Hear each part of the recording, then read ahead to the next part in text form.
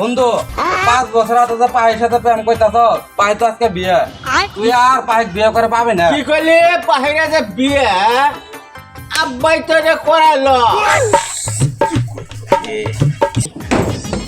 আব্বা হ্যাঁ? ওই আমাকে বিয়ে করাও নাহলে আমাকে কবর দাও।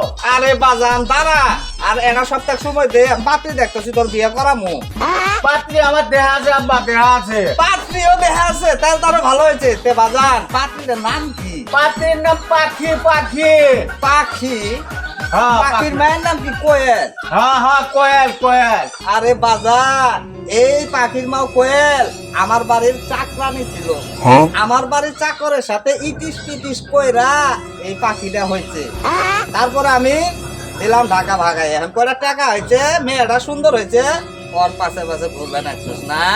আব্বা শোন, বসে হইলে পরিবেশ কিনাও যায় কিনা যায় আমিও জানি। তো শোন, আধার বাচ্চা, সৎ পথে করিবি ভ্রমণ, যদিও হয় দেরি।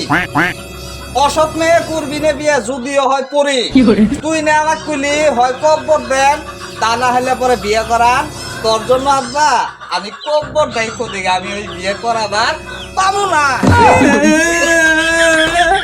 ইটিস পিটিস মেয়ে বলে বিয়ে করা যায় না। এই ভালো লোক করলো কি রে?